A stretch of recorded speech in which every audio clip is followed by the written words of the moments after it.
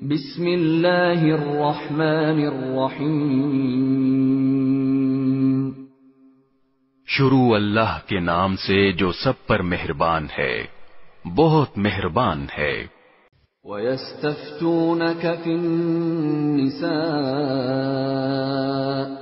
قُلِ اللَّهُ يُفْتِيكُمْ فِيهِنَّ وَمَا يُتْلَى عَلَيْكُمْ فِي الْكِتَابِ فِي يَتَامَى النِّسَاءِ اللَّاتِي لَا تُؤْتُونَهُنَّ مَا كُتِبَ لَهُنَّ وترغبون أن تنكحوهن والمستضعفين من الولدان وأن تقوموا لليتامى بالقسط وما تفعلوا من خير فإن الله كان به عليما۔ اور اے پیغمبر، لوگ تم سے عورتوں کے بارے میں شریعت کا حکم پوچھتے ہیں، کہہ دو کہ اللہ تم کو ان کے بارے میں حکم بتاتا ہے، اور اس کتاب یعنی قرآن کی جو آیتیں جو تم کو پڑھ کر سنائی جاتی ہیں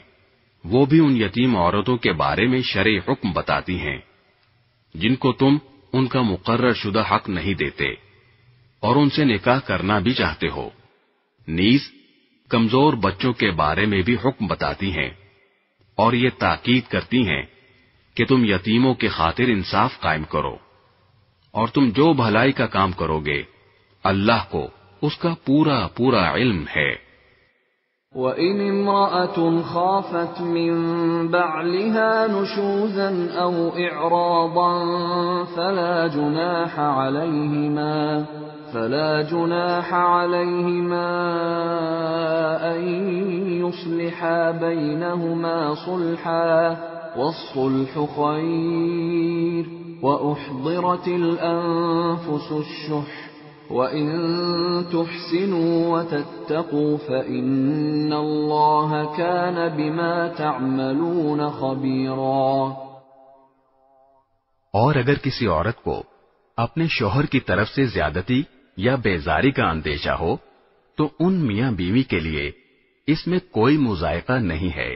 کہ وہ آپس کے اتفاق سے کسی قسم کی صلح کر لیں، اور صلح کر لینا بہتر ہے، اور انسانوں کے دل میں کچھ نہ کچھ لالچ کا مادہ تو رکھ ہی دیا گیا ہے، اور اگر احسان اور تقوی سے کام لو تو جو کچھ تم کرو گے اللہ اس سے پوری طرح باخبر ہے۔ وَلَن تَسْتَطِيعُوا أَن تَعْدِلُوا بَيْنَ النِّسَاءِ وَلَوْ حَرَصْتُمْ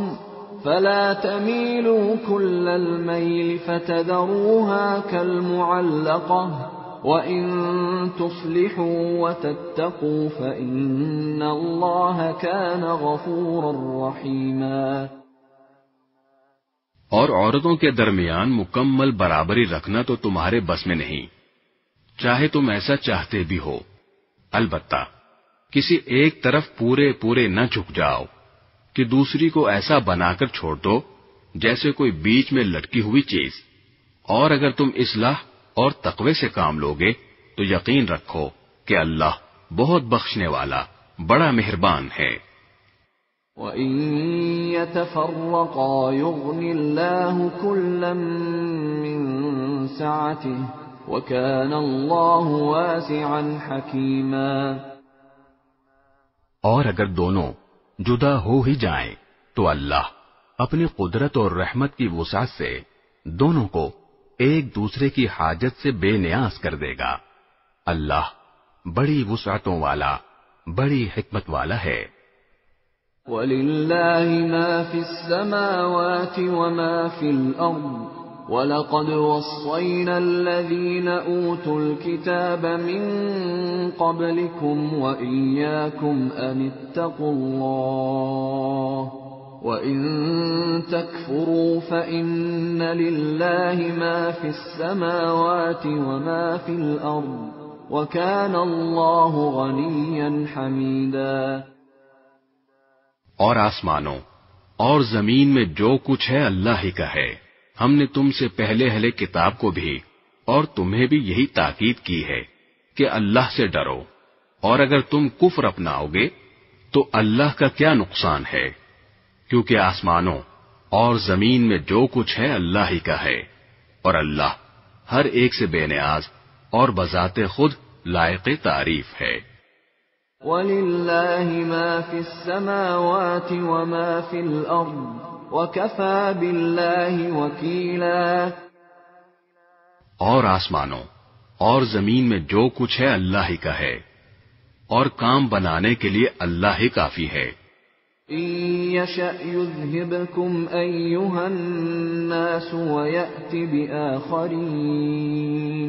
وَكَانَ اللَّهُ عَلَى ذَلِكَ قَدِيرًا۔ اگر وہ چاہے تو اے لوگو تم سب کو دنیا سے لے جائے